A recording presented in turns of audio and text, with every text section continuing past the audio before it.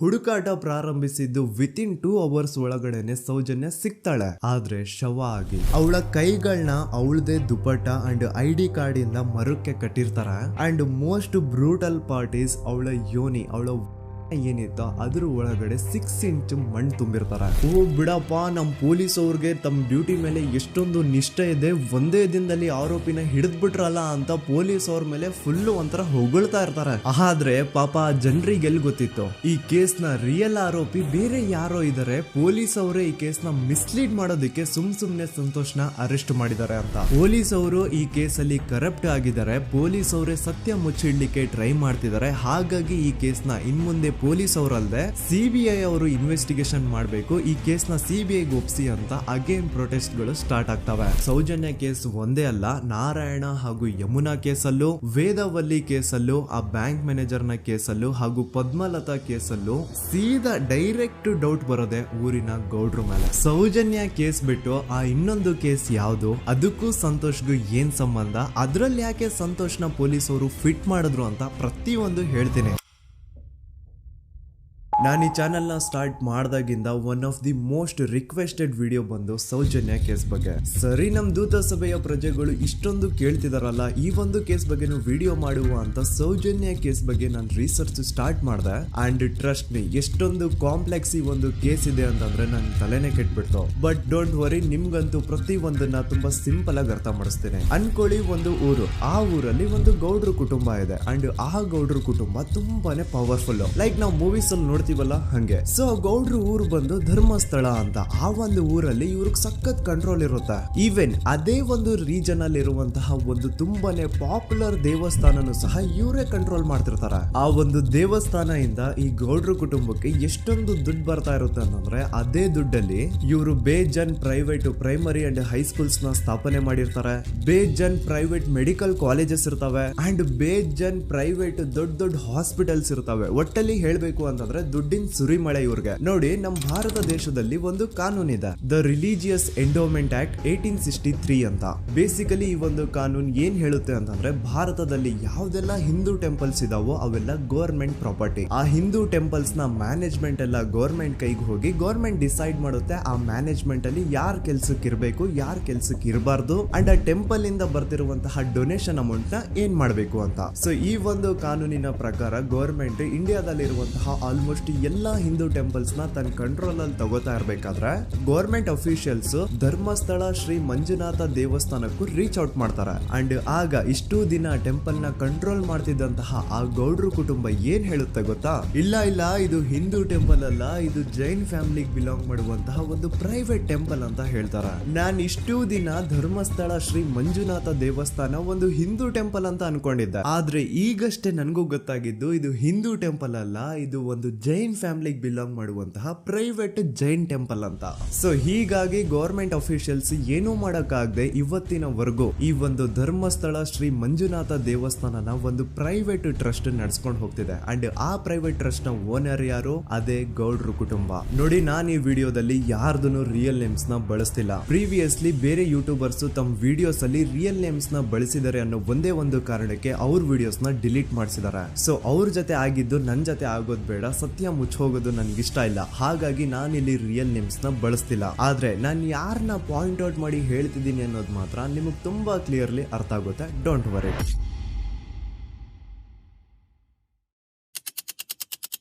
ದಿನಾಂಕ 9/10/2012. A very normal day for everyone except Soujanya.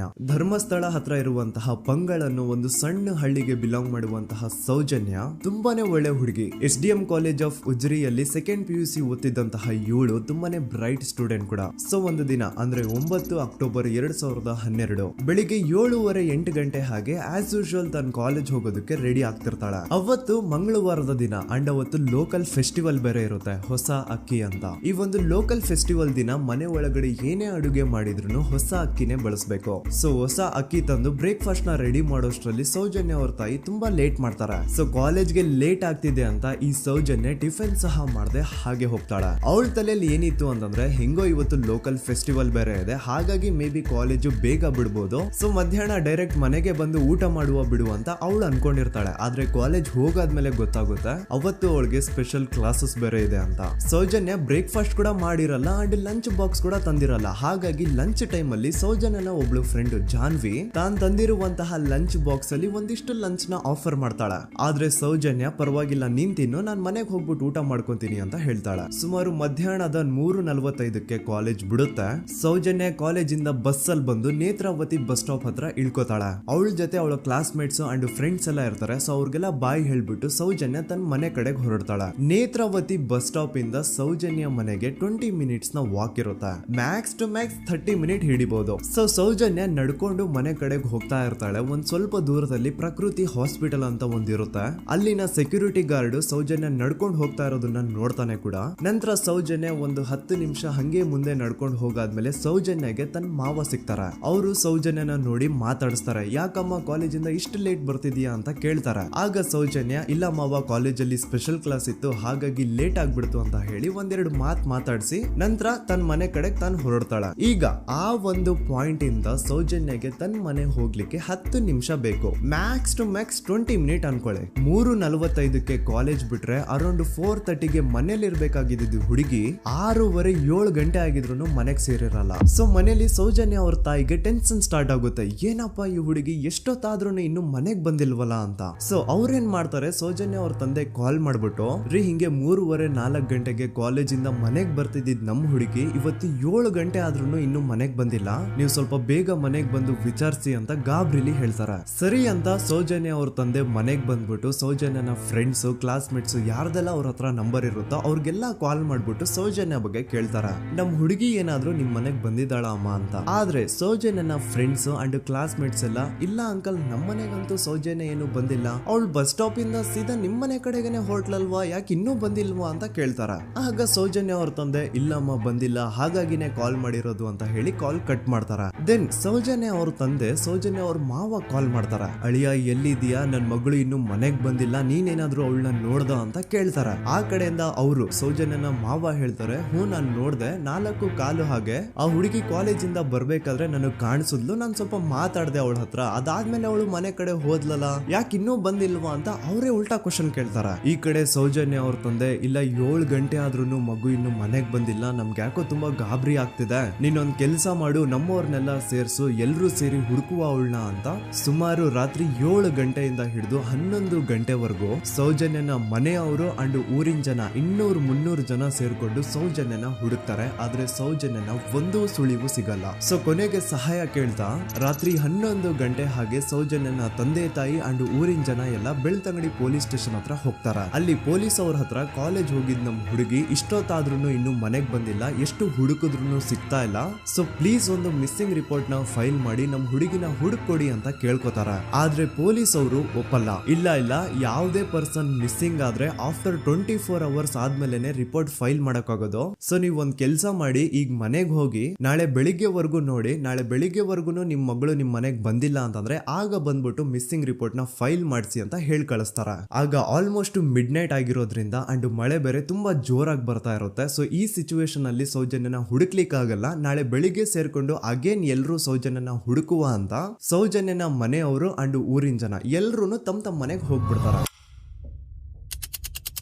Next ದಿನ ಅಂದ್ರೆ 10 ಅಕ್ಟೋಬರ್ 2012 ಬುಧವಾರದ ದಿನ ಬೆಳಿಗ್ಗೆ 10 ಗಂಟೆ ಹಾಗೆ ಸೌಜನ್ಯನ ಮನೆಯವರು ಅಂಡ್ ಊರಿನ 200-300 ಜನ ಸೇರ್ಕೊಂಡು ಅಗೇನ್ ಸೌಜನ್ಯಗೋಸ್ಕರ ಹುಡುಕಾಟ ಸ್ಟಾರ್ಟ್ ಮಾಡ್ತಾರ. ಹುಡುಕಾಟ ಪ್ರಾರಂಭಿಸಿದ್ದು ವಿತಿನ್ 2 ಅವರ್ಸ್ ಒಳಗಡೆನೆ ಸೌಜನ್ಯ ಸಿಗ್ತಾಳೆ. ಆದ್ರೆ ಶವ ಆಗಿ ಆ 200-300 ಊರಿನ ಜನ ಎಲ್ಲ ಸೇರ್ಕೊಂಡು ಏನ್ ಸೌಜನ್ಯನ ಹುಡುಕ್ತಾ ಇದ್ರು ಅದರಲ್ಲಿ ಯಾರೋ ಒಬ್ರಿಗೆ ಸೌಜನ್ಯನ ಮನೆಯಿಂದ ಕೇವಲ 10 ನಿಮಿಷ ದೂರದಲ್ಲಿರುವಂತಹ ಒಂದು ಹಳ್ಳನ ದಡದಲ್ಲಿ ಸೌಜನ್ಯ ಮೃತದೇಹ ಸಿಗುತ್ತಾ.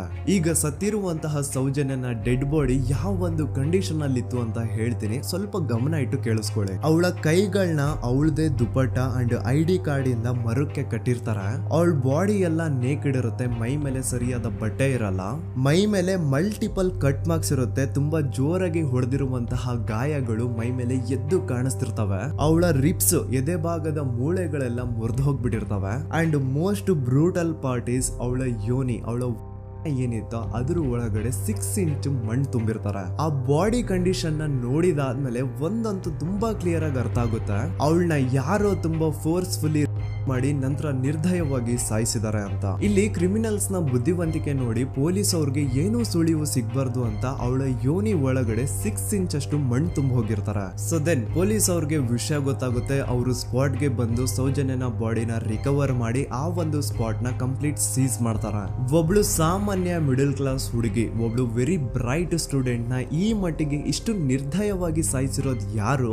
ಇನ್ ಕೇಸ್ ಏನಾದ್ರೂ ಈ ಕ್ರೈಮ್ ಮಾಡಿದವನು ಸಿಕ್ಕಿ ಬಿದ್ರೆ ಅವನ್ನ ಸುಮ್ನೆ ಬಿಡಬಾರ್ದು ಅಂತ ಜನ ಆಕ್ರೋಶ ವ್ಯಕ್ತಪಡಿಸ್ತಾರೆ. ಅಂಡ್ ಗೆಸ್ ವಾಟ್, ನಮ್ ಪೊಲೀಸ್ ಅವರು ಇಷ್ಟೊಂದು ಫಾಸ್ಟ್ ಆಗಿ ಇನ್ವೆಸ್ಟಿಗೇಷನ್ ಕಂಪ್ಲೀಟ್ ಮಾಡ್ತಾರೆ ಅಂತ ನಾನಂತೂ ಎಕ್ಸ್ಪೆಕ್ಟ್ ಮಾಡಿರ್ಲಿಲ್ಲ. ಅಂಡ್ ಈವನ್ ಈ ಒಂದು ವಿಷಯದಿಂದ ಊರಿನ ಜನನು ಶಾಕ್ ಆಗ್ತಾರೆ. ಸೌಜನ್ಯ ಬಾಡಿ ಸಿಕ್ಕಿದ್ದ ನೆಕ್ಸ್ಟ್ ದಿನ ಅಂದ್ರೆ 11 ಅಕ್ಟೋಬರ್ 2012 ಸಂಜೆ 5 ಗಂಟೆ ಹಾಗೆ ಯಾರು ಸೌಜನ್ಯನ ಪಂಡು ಮರ್ಡರ್ ಮಾಡಿದ್ನೋ ಆ ಕ್ರಿಮಿನಲ್ ಕೂಡ ಸಿಕ್ಕಿ ಬೀಳ್ತಾನೆ. ಈಗ ನೀವು ಥಿಂಕ್ ಮಾಡ್ಬೋದು, ಸೌಜನ್ಯನ ಯಾರು ಮರ್ಡರ್ ಮಾಡಿದ್ರು ಅಂಡ್ ಯಾರ ಕ್ರೈಮ್ ನ ಮಾಡಿದ್ರು ಅವನು ನೆಕ್ಸ್ಟ್ ದಿನಾನೇ ಸಿಕ್ಕಿ ಬಿದ್ದ. ಹಾಗಿದ್ರೆ ಈ ಕೇಸ್ ಯಾವಾಗ್ಲೂ ಕ್ಲೋಸ್ ಆಗ್ಬಿಡ್ಬೇಕಿತ್ತು. ಆದ್ರೂ ಸ್ಟಿಲ್ ಇವತ್ತಿನ ದಿನವರೆಗೂ ಯಾಕೆ ಈ ಕೇಸ್ ಪದೇ ಪದೇ ನ್ಯೂಸ್ ಅಲ್ಲಿ ಬರುತ್ತೆ ಅಂದ್ರೆ, ನಮ್ ದೂತ ಸಭೆಯ ಪ್ರಜೆಗಳೇ ರೆಡಿ ಆಗಿ, ಆರೋಪಿ ಸಿಕ್ಕಾದ್ಮೇಲೆ ಈ ಕೇಸು ಕ್ಲೋಸ್ ಆಗಿಲ್ಲ. ಆಕ್ಚುಲಿ ಈ ಕೇಸು ಓಪನ್ ಆಗಿದ್ದೆ ಈಗ.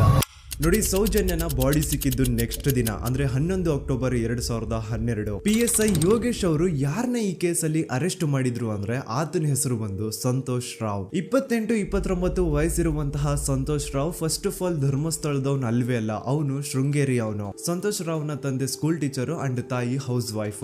ಸಂತೋಷ್ ಮೊದ್ಲಿಂದನೂ ಒಂದ್ ಸ್ವಲ್ಪ ಮೆಂಟಲಿ ಇಲ್ಲಿರೋದ್ರಿಂದ ಅವನಿಗೆ ವಿದ್ಯೆ ಬರಹ ಅನ್ನೋದು ತಲೆಗೆ ಹೋಗಿರಲ್ಲ. ಹಾಗಾಗಿ ಅವನು ಶೃಂಗೇರಿಯಲ್ಲಿ ಒಂದು ಹೋಟೆಲ್ ಅಲ್ಲಿ ಕೆಲಸ ಮಾಡ್ತಿರ್ತಾನೆ. ಮೆಂಟಲಿ ಅನ್ಸ್ಟೇಬಲ್ ಇದ್ರೂ ಸಹ ಈತನಿಗೆ ದೇವ್ರ ಮೇಲೆ ಬಹಳ ನಂಬಿಕೆ ಇರುತ್ತೆ. ಹಾಗಾಗಿ ತಿಂಗಳಿಗೆ ಒಮ್ಮೆ ಆದ್ರೂ, ಅಟ್ಲೀಸ್ಟ್ 2 ತಿಂಗಳಿಗೆ ಒಮ್ಮೆ ಆದ್ರೂ ಈತ ಯಾವ್ದಾದ್ರು ಒಂದು ಪುಣ್ಯಕ್ಷೇತ್ರಕ್ಕೆ ವಿಸಿಟ್ ಮಾಡಿ ಬರ್ತಿರ್ತಾನೆ. ಹಾಗೇನೆ ಈ ಸತಿನೂ ಸಹ ಈತ ಧರ್ಮಸ್ಥಳಕ್ಕೆ ಬಂದಿರ್ತಾನೆ. ಇವನು ಧರ್ಮಸ್ಥಳಕ್ಕೆ ಬಂದಿದ್ದು ದಿನಾಂಕ 9 ಅಕ್ಟೋಬರ್ 2012. ಈ ದಿನಾಂಕನ ಸ್ವಲ್ಪ ನೋಟ್ ಮಾಡಿ ಇಟ್ಕೊಳ್ಳಿ, ಯಾಕಂತಂದ್ರೆ ಮುಂದೆ ಈ ಕೇಸಲ್ಲಿ ಇದೇ ಮೇಜರ್ ಟರ್ನಿಂಗ್ ಪಾಯಿಂಟ್. ಸೊ ಸೌಜನ್ಯನ ಡೆತ್ ಆಗಿಂತ ಒಂದು ದಿನ ಹಿಂದೆ ಧರ್ಮಸ್ಥಳಕ್ಕೆ ಬಂದಿರುವಂತಹ ಸಂತೋಷ್ ರಾವ್ಗೆ ಎಲ್ಲೂ ಉಳ್ಕೊಳ್ಳಿಕ್ಕೆ ಹೋಟೆಲ್ ಅಲ್ಲಿ ಅಥವಾ ಲಾಡ್ಜ್ ಅಲ್ಲಿ ರೂಮ್ ಸಿಗಲ್ಲ. ರೀಸನ್ ಇಷ್ಟೇ, ಸಂತೋಷ್ ರಾವ್ ನೋಡ್ಲಿಕ್ಕೆ ಸ್ವಲ್ಪ ಮೆಂಟಲಿ ಅನ್ಸ್ಟೇಬಲ್ ಪರ್ಸನ್ ತರ ಇರ್ತಾನೆ. ಅವನ ಅವತಾರ, ಅವನ ವೇಷಭೂಷಣ ಅಷ್ಟು ಸರಿ ಇರಲ್ಲ. ಹಾಗಾಗಿ ಇವನ್ಗೆ ಯಾವುದೇ ಒಂದು ಹೋಟೆಲ್ ಅಲ್ಲಿ ಅಥವಾ ಲಾಡ್ಜ್ ಅಲ್ಲಿ ಎಲ್ಲಿನೂ ರೂಮ್ ಸಿಗಲ್ಲ. ಸೊ ಉಳ್ಕೊಳ್ಳೋಕೆ ಜಾಗ ಸಿಗದೆ ಇವನೇನ್ ಮಾಡ್ತಾನೆ, ಅಲ್ಲೇ ಹತ್ರದಲ್ಲಿರುವಂತಹ ಬಾಹುಬಲಿ ಬೆಟ್ಟಕ್ಕೆ ಹೋಗಿ ಅಲ್ಲಿರುವಂತಹ ಬಾಹುಬಲಿ ಸ್ಟ್ಯಾಚು ಹತ್ರನೇ ಆಶ್ರಯ ತಗೊಳ್ತಾನೆ. ಅಂಡ್ 1-2 ದಿನ ಅವನು ಅಲ್ಲೇ ಉಳ್ಕೋತಾನೆ ಕೂಡ. ಡೇ ಟೈಮ್ ಅಲ್ಲಿ ಧರ್ಮಸ್ಥಳಕ್ಕೆ ಬಂದು ಧರ್ಮಸ್ಥಳ ಶ್ರೀ ಮಂಜುನಾಥ ದೇವಸ್ಥಾನದಲ್ಲಿದ್ದು ಅಲ್ಲೇ ಪ್ರಸಾದ ಊಟ ಎಲ್ಲ ಮಾಡಿ ನಂತರ ನೈಟ್ ಆಗ್ತಿದ್ದಂಗೆ ಬಾಹುಬಲಿ ಬೆಟ್ಟಕ್ಕೆ ಹೋಗಿ ಆ ಸ್ಟ್ಯಾಚು ಹತ್ರನೇ ಮಲ್ಕೊಳ್ತಿರ್ತಾನೆ. ಸೊ ಒಂದು ದಿನ ಅಂದ್ರೆ 11 ಅಕ್ಟೋಬರ್ 2012 ಸಂಜೆ 5 ಗಂಟೆ ಹಾಗೆ ಈ ಸಂತೋಷ್ ರಾವ್ ತನ್ನ ಪಾಡಿಗೆ ತಾನು ಆ ಬೆಟ್ಟದ ಮೇಲೆ ಕೂತ್ಕೊಂಡು ಸೀನರೀಸ್ ನ ಎಂಜಾಯ್ ಮಾಡ್ತಾ ಇರಬೇಕಾದ್ರೆ ಯಾರೋ ಅದೇ ಊರಿನ 5 ಜನ ಕಿಡಿಗೇಡಿಗಳು ಬಂದು ಇವನ್ ಹತ್ರ ಜಗಳ ತೆಗಿತಾರ.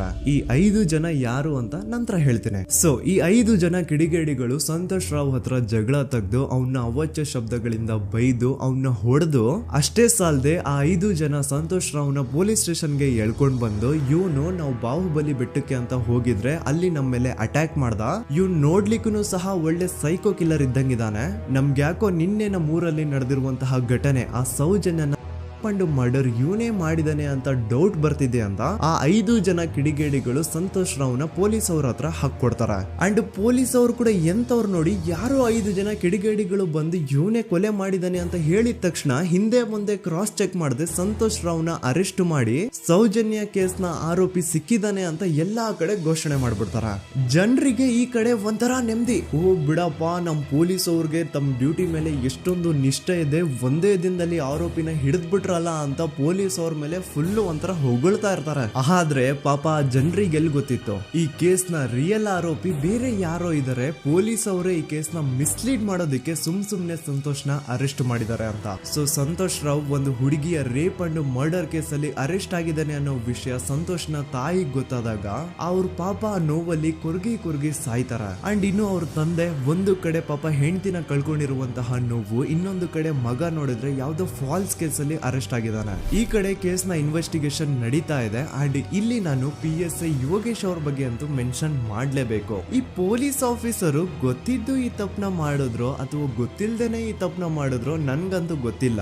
ಸೊ ಇವ್ರು ಏನ್ ಮಾಡ್ತಾರೆ ಅಂತಂದ್ರೆ, ಸೌಜನ್ಯನ ಬಾಡಿನ ಪೋಸ್ಟ್ ಮಾರ್ಟಮ್ ಗೆ ಕಳಿಸಿದಾಗ ಡಾಕ್ಟರ್ಸ್ ಹಂಗೋ ಹಿಂಗೋ ಮಾಡಿ ಇಂದ ಕೆಲವೊಂದು ಸ್ಪರ್ಮ್ ನ ಸ್ಯಾಂಪಲ್ಸ್ ಕಲೆಕ್ಟ್ ಮಾಡ್ತಾರೆ. ಅದನ್ನ ಅವರು PSI ಯೋಗೇಶ್ಗೆ ಕೊಟ್ಟು ಇದನ್ನ ವಿತಿನ್ 72 ಅವರ್ಸ್ ಒಳಗಡೆ ಇನ್ನೊಂದು ಲ್ಯಾಬ್ ಗೆ ಸಬ್ಮಿಟ್ ಮಾಡಿ ಅಂತ ತುಂಬಾ ಕ್ಲಿಯರ್ ಆಗಿ ಹೇಳ್ತಾರೆ. ಆದ್ರೆ PSI ಯೋಗೇಶ್ ಆ ಸ್ಪರ್ಮ್ ಸ್ಯಾಂಪಲ್ಸ್ ನ ವಿತಿನ್ 72 ಅವರ್ಸ್ ಒಳಗಡೆ ಲ್ಯಾಬ್ ಕಳ್ಸೋದಿರ್ಲಿ, ಅದನ್ನ 12 ದಿನ ಆದ್ಮೇಲೆ ಲ್ಯಾಬ್ ಕಳಿಸ್ತಾರೆ. ಅಷ್ಟೊತ್ತಿಗೆ ಆಲ್ರೆಡಿ ಆ ಸ್ಪರ್ಮ್ ಸ್ಯಾಂಪಲ್ಸ್ ಗೆಲ್ಲ ಫಂಗಸ್ ಹಿಡಿದು ಅದು ಅನ್ಫಿಟ್ ಫಾರ್ ಟೆಸ್ಟಿಂಗ್ ಅಂತ ಬರುತ್ತೆ. ಈಗ ನೀವೇ ಹೇಳಿ, ಎಂತ ಡಂಬೆಸ್ಟ್ ಪರ್ಸನ್ ಪೊಲೀಸ್ ಆಫೀಸರ್ ಆಗಿದ್ರು ಅವನ ಹತ್ರ ಒಂದು ಮರ್ಡರ್ ಕೇಸ್ ಬಂದಾಗ ಅವನ ಹತ್ರ ಇರೋ ಮೇನ್ ಸಾಕ್ಷಿನೇ, ಮೇನ್ ಎವಿಡೆನ್ಸ್ ಆ ಹುಡುಗಿಯ ಇಂದ ಕಲೆಕ್ಟ್ ಆಗುವಂತಹ ಸ್ಪರ್ಮ್ ಸ್ಯಾಂಪಲ್ಸ್. ಸೊ ಅದನ್ನ ಮೊದಲು ಲ್ಯಾಬ್ ಕಳಿಸಿ ಅದನ್ನ ಐಡೆಂಟಿಫೈ ಮಾಡೋದು ಪೊಲೀಸ್ ಅವರ ಫಸ್ಟ್ ಡ್ಯೂಟಿ. ಆದ್ರೆ ಇಲ್ಲಿ PSI ಯೋಗೇಶ್ ಅವರು ಇದನ್ನೇ ಮರ್ತು ಹೋದ್ರು ಅಂತ ನೋಡಿ. ಯಾವುದೇ ಒಂದು ಕೇಸ್ ಅಲ್ಲಿ ಪೊಲೀಸ್ ಅವರು ಆದಷ್ಟು ಎವಿಡೆನ್ಸ್ ನ ಕಲೆಕ್ಟ್ ಮಾಡೋದಕ್ಕೆ ಟ್ರೈ ಮಾಡ್ತಾರೆ.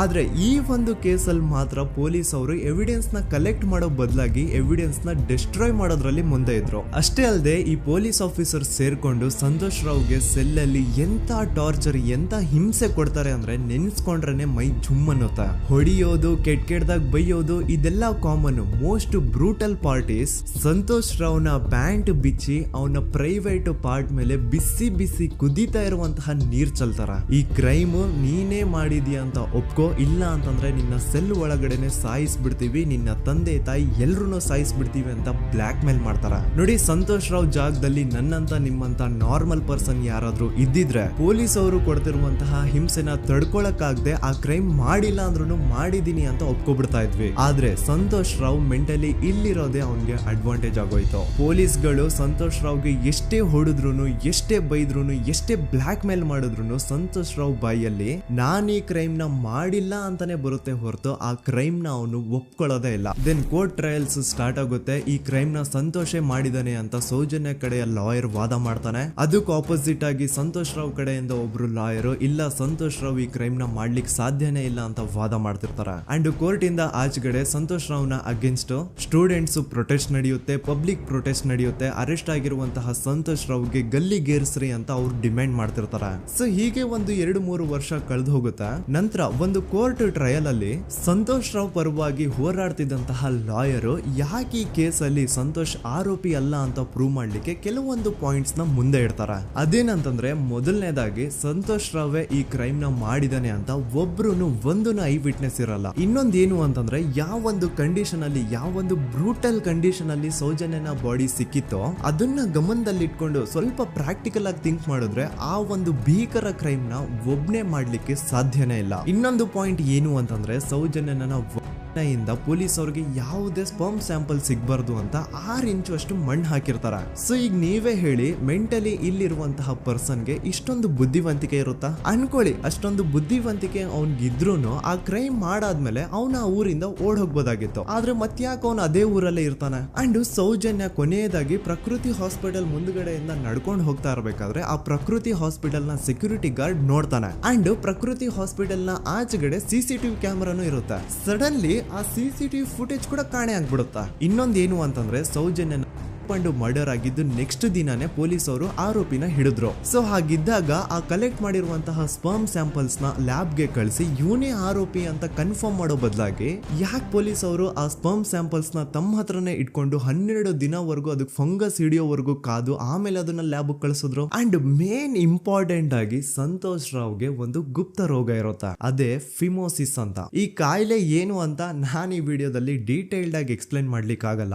ಜಸ್ಟ್ ತಿಳ್ಕೊಳ್ಳಿ, ಈ ಒಂದು ಕಾಯಿಲೆ ಇರೋರು ಇಂಟಿಮಸಿ ಮಾಡ್ಲಿಕ್ಕೆ ಆಗಲ್ಲ. ಇನ್ ಕೇಸ್ ಮಾಡಿದ್ರು ಅವರು ಸುಖ ಅಲ್ಲ ನರಕ ಕಾಣ್ತಾರ. ಸೊ ಇಷ್ಟೆಲ್ಲ ವ್ಯಾಲಿಡ್ ಪಾಯಿಂಟ್ಸ್, ಇಷ್ಟೆಲ್ಲ ಫ್ಯಾಕ್ಟ್ಸ್ ಕಣ್ ಮುಂದೆ ಇರಬೇಕಾದ್ರೆ ಸ್ಟಿಲ್ ಪೊಲೀಸ್ ಅವರು ಯಾಕೆ ಈ ಕ್ರೈಮ್ ನ ಸಂತೋಷ್ ರಾವೇ ಮಾಡಿದಾನೆ ಅಂತ ಇವನ್ ಹಿಂದೆ ಬಿದ್ದಿದ್ದಾರೆ. ಯಾಕೆ ಅವರು ಈ ಕ್ರೈಮ್ ಇವನ್ ಬಿಟ್ರೆ ಬೇರೆ ಯಾರಾದ್ರೂ ಮಾಡಿರ್ಬೋದಲ್ಲ ಅಂತ ಆ ಆಂಗಲ್ ಅಲ್ಲಿ ಇನ್ವೆಸ್ಟಿಗೇಷನ್ ಮಾಡ್ತಿಲ್ವಲ್ಲ ಅಂತ ಪೊಲೀಸ್ ಅವರ ಇನ್ವೆಸ್ಟಿಗೇಷನ್ ಮೇಲೆ ಈಗ ಕ್ವಶನ್ ಬರುತ್ತೆ. So after hearing all of this, ಎಲ್ಲರಿಗೂ ಈಗ ಪೊಲೀಸ್ ಅವರ ಇನ್ವೆಸ್ಟಿಗೇಷನ್ ಇನ್ವೆಸ್ಟಿಗೇಷನ್ ಮೇಲೆ ಡೌಟ್ ಬರುತ್ತೆ. ಅಂಡ್ ಈವನ್ ಸೌಜನ್ಯ ಅವ್ರ ಮನೆಯವರು ಕೂಡ ನಿಜವಾದ ಆರೋಪಿ ಸಂತೋಷ್ ಅಲ್ಲ ಅಂತ ತಮ್ಮ ಅಭಿಪ್ರಾಯನ ವ್ಯಕ್ತಪಡಿಸ್ತಾರೆ. ಆಗ ಅಲ್ಲಿವರೆಗೂ ಸಂತೋಷ್ ರಾವ್ನ ಗಲ್ಲಿಗೇರಿಸಿ ಅಂತ ಏನು student protest and public protest ಎಲ್ಲ ನಡೀತಾ ಇತ್ತು, ಈಗ ಅದೆಲ್ಲ ನಿಂತು ಹೋಗಿ ಎಲ್ಲಾ ಹೇಟ್ ರೇಟ್ ಪೊಲೀಸ್ ಅವ್ರ ಕಡೆಗೆ ಹೋಗುತ್ತೆ. ಪೊಲೀಸ್ ಅವರು ಈ ಕೇಸಲ್ಲಿ ಕರಪ್ಟ್ ಆಗಿದ್ದಾರೆ, ಪೊಲೀಸ್ ಅವರೇ ಸತ್ಯ ಮುಚ್ಚಿಡ್ಲಿಕ್ಕೆ ಟ್ರೈ ಮಾಡ್ತಿದ್ದಾರೆ. ಹಾಗಾಗಿ ಈ ಕೇಸ್ನ ಇನ್ಮುಂದೆ ಪೊಲೀಸ್ ಅವರಲ್ಲದೆ ಸಿಬಿಐ ಅವರು ಇನ್ವೆಸ್ಟಿಗೇಷನ್ ಮಾಡಬೇಕು, ಈ ಕೇಸ್ನ ಸಿಬಿಐ ಒಪ್ಸಿ ಅಂತ ಅಗೇನ್ ಪ್ರೊಟೆಸ್ಟ್ ಗಳು ಸ್ಟಾರ್ಟ್ ಆಗ್ತವೆ. ಸೊ ಧರ್ಮಸ್ಥಳದಲ್ಲಿ ಇಷ್ಟೊಂದು ಹೋರಾಟಗಳಾಗ್ತಿದಾವೆ, ಒಬ್ಳು ಹುಡುಗಿ ಜೊತೆ ಇಷ್ಟೊಂದು ಅನ್ಯಾಯ ಆಗಿದೆ, ಆದ್ರೂ ಸಹ ಧರ್ಮಾಧಿಕಾರಿ ಏನು ಮಾತೇ ಆಡ್ತಿಲ್ವಲ್ಲ ಈ ಹುಡುಗಿ ಬಗ್ಗೆ ಅಂತ ಜನರು ಪ್ರಶ್ನೆ ಮಾಡಿದಾಗ ಆಗ ಧರ್ಮಾಧಿಕಾರಿನೂ ಜನರು ಮುಂದೆ ಬಂದ್ಬಿಟ್ಟು ಈ ಕೇಸ್ನ ಸಿಬಿಐ ಒಪ್ಸಿ ಅಂತ ಹೋರಾಟ ಮಾಡ್ತಾರ. ನಂತರ ಈ ಒಂದು ಕೇಸು ಪೊಲೀಸ್ ಅವರಿಂದ ಸಿಬಿಐ ಕೈಗೆ ಹೋಗುತ್ತೆ. ಸಿಬಿಐ ಕೈಗೆ ಹೋಗಿದ ತಕ್ಷಣ ಇಲ್ಲೇನು ಸತ್ಯ ಹೊರಗೆ ಬಂದಿಲ್ಲ. ಆ ಸಿಬಿಐ ಅವರು 3-4 ವರ್ಷ ಟೈಮ್ ತಗೊಂಡು ಮತ್ತೆ ಈ ಒಂದು ಕೇಸ್ನ ರೀ ಇನ್ವೆಸ್ಟಿಗೇಷನ್ ಮಾಡ್ತಾರ. ಆದ್ರೆ ಅಲ್ಲೇನು ಇನ್ವೆಸ್ಟಿಗೇಷನ್ ಮಾಡ್ಲಿಕ್ಕೆ ಉಳ್ದೇ ಇರಲ್ಲ. ಆ ಪೊಲೀಸ್ ಅವರು ಅವ್ರ ಕೈಯಲ್ಲಿ ಈ ಕೇಸು ಇದ್ದಷ್ಟು ದಿನ ಎಷ್ಟಾಗುತ್ತೋ ಅಷ್ಟು ಎವಿಡೆನ್ಸ್ ನ ಡಿಸ್ಟ್ರಾಯ್ ಮಾಡ್ಬಿಟ್ಟಿರ್ತಾರ. ಸೊ ಹಾಗಾಗಿ ಅಲ್ಲಿ ಸಿಬಿಐ ಅವ್ರಿಗೆ ಇನ್ವೆಸ್ಟಿಗೇಷನ್ ಮಾಡ್ಲಿಕ್ಕೆ ಏನ್ ಉಳ್ದೇ ಇರಲ್ಲ. ಆದ್ರೂ ಸ್ಟಿಲ್ ಅವರು 3-4 ಇಯರ್ಸ್ ಟೈಮ್ ತಗೊಂಡು ನಂತರ ಫೈನಲಿ ಒಂದು ರಿಪೋರ್ಟ್ ನ ಕೋರ್ಟ್ ಗೆ ಸಬ್ಮಿಟ್ ಮಾಡ್ತಾರ. ಅಂಡ್ ಸಿಬಿಐ ಅವರು ಕೋರ್ಟ್ ಗೆ ಸಬ್ಮಿಟ್ ಮಾಡಿರುವಂತಹ ಆ ಒಂದು ರಿಪೋರ್ಟ್ ಅಲ್ಲಿ ಏನಿತ್ತು ಅಂದ್ರೆ ಸಿಬಿಐ ಇನ್ವೆಸ್ಟಿಗೇಷನ್ ಕನ್ಫರ್ಮ್ಸ್ ದಟ್ ಈ ಒಂದು ಕ್ರೈಮ್ ನ ಸಂತೋಷ್ ರಾವ್ ಮಾಡಿದಾನೆ ಅಂತ. ಆದ್ರೆ ಐರಾನಿ ಈಸ್ ಇದೇ ಒಂದು ರಿಪೋರ್ಟ್ ಅಲ್ಲಿ ಇವ್ರು ಏನ್ ಹೇಳ್ತಾರೆ ಅಂದ್ರೆ ಅವ್ರಿಗೆ ಯಾವುದೇ ತರ ಎವಿಡೆನ್ಸ್ ಸಿಕ್ಕಿಲ್ಲ ಅಂತ. ಯಾಕಂದ್ರೆ ಈ ಸೌಜನ್ಯ ಕೇಸು ಪೊಲೀಸ್ ಅವ್ರ ಕೈಯಲ್ಲಿ ಇದ್ದಾಗ ಪೊಲೀಸ್ ಅವರು ತಮ್ಮ ನಿರ್ಲಕ್ಷ್ಯದಿಂದ ಎಲ್ಲಾ ಎವಿಡೆನ್ಸ್ ನ ಕಳ್ಕೊಂಡ್ಬಿಟ್ಟಿರ್ತಾರ. ಅಂತದ್ರಲ್ಲಿ ಯಾವ ಒಂದು ಆಧಾರದ ಮೇಲೆ ಇವರು ಸಂತೋಷ್ ರಾವ್ ಈ ಕ್ರೈಮ್ ನ ಮಾಡಿದ್ದಾರೆ ಅಂತ ಕ್ವಶನ್ ಮಾಡಿದಾಗ ಸಿಬಿಐ ಅವ್ರ ಕಡೆಯಿಂದ ನೋ ಆನ್ಸರ್. ನೋಡಿ, ಮೊದ್ಲು ಈ ಒಂದು ಕೇಸ್ ನ ಪೊಲೀಸ್ ಅವರು ಇನ್ವೆಸ್ಟಿಗೇಷನ್ ಮಾಡಿ ನಂತರ ಈ ಒಂದು ಕೇಸು ಸಿಬಿಐ ಅವ್ರ ಕೈಗೆ ಹೋಗಿ ಅವರು 3-4 ವರ್ಷ ಟೈಮ್ ತಗೊಂಡು ಇನ್ವೆಸ್ಟಿಗೇಷನ್ ಮಾಡಿ ದೆನ್ ಫೈನಲ್ ರಿಪೋರ್ಟ್ ನ ಕೋರ್ಟ್ ಗೆ ಸಬ್ಮಿಟ್ ಮಾಡೋಷ್ಟ್ರಲ್ಲಿ ಸುಮಾರು 5-6 ವರ್ಷ ಕಳೆದು ಹೋಗಿರುತ್ತೆ. ಅಂಡ್ ಸ್ಟಿಲ್ ಈ ಒಂದು ಕೇಸಲ್ಲಿ ಏನೂ ಕನ್ಕ್ಲೂಷನ್ ಸಿಕ್ಕಿರಲ್ಲ. ಎವ್ರಿ ಇಯರ್ ಸೌಜನ್ಯನ ಬರ್ತ್ಡೇ ಇದ್ದಾಗ ಅಥವಾ ತಿಥಿ ಇದ್ದಾಗ ಅವಳನ್ನ ನೆನೆಸ್ಕೊಂಡು ಅವಳ ಹೆಸರಲ್ಲಿ public protest and student protest ನಡೀತಾನೆ ಇರ್ತವೆ. ಸೊ ಒಂದು ದಿನ ಈ ಒಂದು ಪ್ರೊಟೆಸ್ಟ್ ಗಳ ನ್ಯೂಸ್ ಗಿರೀಶ್ ಮುಟ್ಟಣ್ಣನವರ ಗಮನಕ್ಕೆ ಬರುತ್ತೆ. ಯಾರು ಈ ಗಿರೀಶ್ ಮುಟ್ಟಣ್ಣನವರ್ ಅಂದ್ರೆ ಇವರು very honest X police man. ನೀವು ನಂಬಲ್ಲ, ಇವ್ರು ಪೊಲೀಸ್ ಆಫೀಸರ್ ಇದ್ದಾಗ ಪಬ್ಲಿಕ್ ಅಲ್ಲಿ ಒಬ್ಬ MLA ಹೊಡೆದಿರ್ತಾರ. ಅಷ್ಟೇ ಅಲ್ಲ, ಪೊಲೀಸ್ ಡಿಪಾರ್ಟ್ಮೆಂಟ್ ಅಲ್ಲಿ ಕರಪ್ಷನ್ ಇದೆ, ಕರಪ್ಷನ್ ಇದ್ದಿದ್ ಕಡೆ ನಾನ್ ಇರಲ್ಲ ಅಂತ ಹೇಳ್ಬಿಟ್ಟು ತಮ್ಮ ಪೊಲೀಸ್ ಡ್ಯೂಟಿನ ಬಿಟ್ಬಿಟ್ಟು ಈಗ ಸಮಾಜದಲ್ಲಿ ಏನೇ ಅನ್ಯಾಯ ಆಗಿದ್ರು ಅದ್ರ ಅಗೇನ್ಸ್ಟ್ ವಾಯ್ಸ್ ರೈಸ್ ಮಾಡ್ತಿದಾರ. ಸೊ ಈ ಗಿರೀಶ್ ಮುಟ್ಟಣ್ಣನವರಿಗೆ ಸೌಜನ್ಯ ಕೇಸ್ ಬಗ್ಗೆ ಗೊತ್ತಾದಾಗ ಅವ್ರಿಗೆ ಈ ಕೇಸು ತುಂಬಾನೇ ಕಾಡುತ್ತೆ. ಅಲ್ಲ, ಇಷ್ಟೊಂದು ವರ್ಷಗಳಾಗೋಯ್ತು ಆ ಹುಡುಗಿ ಜೊತೆ ಅನ್ಯಾಯ ಆಗಿ, ಸ್ಟಿಲ್ ಈ ಒಂದು ಕೇಸ್ ನ ಕನ್ಕ್ಲೂಷನ್ ಸಿಕ್ತಿಲ್ವಲ್ಲ, ಏನ್ ನಡೀತಿದೆ ಧರ್ಮಸ್ಥಳದಲ್ಲಿ ಅರ್ಥ ಆಗ್ತಿಲ್ವಲ್ಲ ಅಂತ ಈ ಗಿರೀಶ್ ಅವರು ತಮ್ಮ ಹಳೆ ಪೊಲೀಸ್ ಕಾಂಟ್ಯಾಕ್ಟ್ಸ್ ನ ಯೂಸ್ ಮಾಡ್ಕೊಂಡು ಆ ಸೌಜನ್ಯ ಕೇಸ್ ಫೈಲ್ ನ ಒಂದು ಕಾಪಿನ ತಮ್ಮ ಹತ್ರ ತರಿಸ್ಕೋತಾರ. ಆ ಒಂದು ಕೇಸ್ ಫೈಲ್ ಅಲ್ಲಿ ಸೌಜನ್ಯ ಬಗ್ಗೆ ಅಷ್ಟೇ ಅಲ್ಲದೆ ಸಂತೋಷ್ ರಾವ್ ಬಗ್ಗೆನೂ ಇನ್ಫಾರ್ಮೇಶನ್ ಇರುತ್ತೆ. ಅಂಡ್ ಗಿರೀಶ್ ಅವರು ಸಂತೋಷ್ ಬಗ್ಗೆ ಇರುವಂತಹ ಇನ್ಫಾರ್ಮೇಶನ್ ನೋಡ್ತಾ ಇರ್ಬೇಕಾದ್ರೆ ಅವರು ಒಂದು ವಿಷಯನ ನೋಟಿಸ್ ಮಾಡ್ತಾರ. ಅದೇನಂತಂದ್ರೆ ಪೊಲೀಸ್ ಅವರು ಸಂತೋಷ್ ರಾವ್ನ ಬರೀ ಸೌಜನ್ಯ ಕೇಸಲ್ಲಿ ಒಂದೇ ಫಿಟ್ ಮಾಡಿರಲ್ಲ, ಸೌಜನ್ಯ ಸಾಯೋಕ್ಕಿಂತ 20 ದಿನ ಹಿಂದೆ ಧರ್ಮಸ್ಥಳದಲ್ಲೇ ನಡೆದಿರುವಂತಹ ಒಂದು ಕ್ರೈಮ್ ಅಲ್ಲಿನೂ ಸಹ ಸಂತೋಷ್ ರಾವ್ ಆರೋಪಿ ಅಂತ ಮೆನ್ಷನ್ ಮಾಡಿರ್ತಾರ. ಸೊ ಸೌಜನ್ಯ ಕೇಸ್ ಬಿಟ್ಟು ಆ ಇನ್ನೊಂದು ಕೇಸ್ ಯಾವುದು, ಅದಕ್ಕೂ ಸಂತೋಷ್ಗೂ ಏನ್ ಸಂಬಂಧ, ಅದ್ರಲ್ಲಿ ಯಾಕೆ ಸಂತೋಷ್ನ ಪೊಲೀಸ್ ಅವರು ಫಿಟ್ ಮಾಡಿದ್ರು ಅಂತ ಪ್ರತಿಯೊಂದು ಹೇಳ್ತೀನಿ. ಆದ್ರೆ ನಾನಿಲ್ಲಿ ಯಾರ್ದು ರಿಯಲ್ ನೇಮ್ಸ್ ನ ಬಳಸಲ್ಲ. ಯಾಕಂದ್ರೆ ಮುಂದೆ ಕೇಸಲ್ಲಿ ತುಂಬಾ ದೊಡ್ಡ ಪವರ್ಫುಲ್ ವ್ಯಕ್ತಿಗಳ ಹೆಸರುಗಳು ಬರ್ತವೆ. ಅಂಡ್ ನನ್ ವಿಡಿಯೋ ಯೂಟ್ಯೂಬ್ ಇಂದ ಡಿಲೀಟ್ ಆಗೋದು ನನ್ಗೆ ಇಷ್ಟ ಇಲ್ಲ. ಹಾಗಾಗಿ ನಾನಿಲ್ಲಿ ಯಾರ್ದು ರಿಯಲ್ ನೇಮ್ಸ್ ನ ಬಳಸ್ತಿಲ್ಲ. ಬಟ್ ಯಾರ ಬಗ್ಗೆ ಹೇಳ್ತಿದ್ದೀನಿ ಅಂತ ಒಂದ್ ಸ್ವಲ್ಪ ನೀವೇ ಅರ್ಥ ಮಾಡ್ಕೊಳ್ಳಿ.